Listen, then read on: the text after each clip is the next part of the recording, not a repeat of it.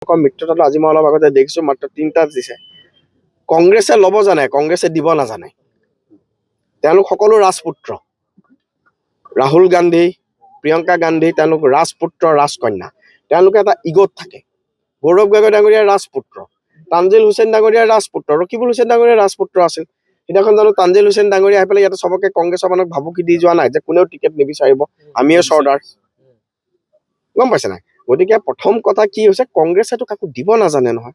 কংগ্ৰেছে কাকো নিম্নতম সন্মানকণো নিদিয়ে। অখিল গগৈ, লুৰিণজ্যোতি গগৈহঁতক পদে পদে অপমান কৰে গৌৰৱ গগৈ। বিহালীৰ উপ নিৰ্বাচনত আগদিনাখনলৈকে বিৰোধী ঐক্যৰ কথা কৈ পেলাই ৰাতিপুৱা কংগ্ৰেছে নিজৰ বিজেপিৰ মানুহজন নি পেলাই টিকেট দি দিছে জয়ন্ত বৰা ডাঙৰীয়াক। কংগ্ৰেছৰ টিকেটে লোৱা নাইকিয়া। কংগ্ৰেছৰ কোনেও বোলে গমেই নাপালে, ভূপেন বৰাই গম নাপালে তেতিয়ালৈকে। গম পাইছে নাই? গতিকে এই কংগ্ৰেছৰ যিটো অত্যন্ত অহংকাৰী চৰিত্ৰ, এইটো কংগ্ৰেছৰ DNA আহা। কিহৰ কাৰণে? কংগ্ৰেছ পৰিয়ালবাদী ৰাজনৈতিক দল।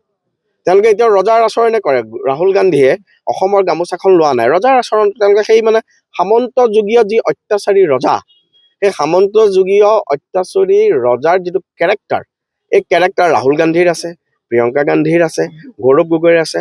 আৰু তেওঁলোকৰ যি ৰাজনৈতিক অহংকাৰ, এই ৰাজনৈতিক অহংকাৰত প্ৰতিটো সময়তে মোৰ বেয়া লাগে অখিল গগৈ, লুৰিণ গগৈ ডাঙৰীয়াক। তেওঁলোকক পদে পদে অপমান কৰে, তেওঁলোকক পদে পদে অপমান কৰে।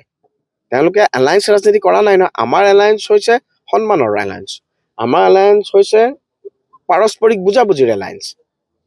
কিন্তু তেওঁলোকৰ এলায়েন্সটো সন্মান আৰু পাৰস্পৰিক বুজাবুজিৰ এলায়েন্স নহয়। তেওঁলোকৰ এলায়েন্স ব্যক্তিগত এজেণ্ডাৰ এলায়েন্স, তেওঁলোকৰ এলায়েন্স কেৱল ক্ষমতা দখলৰ এজেণ্ডাৰ এলায়েন্স, আৰু তেওঁলোকৰ এলায়েন্স অন্য এটা পাৰ্টীয়ে অন্য এটা ভাগ, বিশেষকৈ কংগ্ৰেছৰ যিটো বিগ ব্ৰাদাৰ, এই বিগ ব্ৰাদাৰশ্বিপৰ মেণ্টেলিটিৰ এলায়েন্স।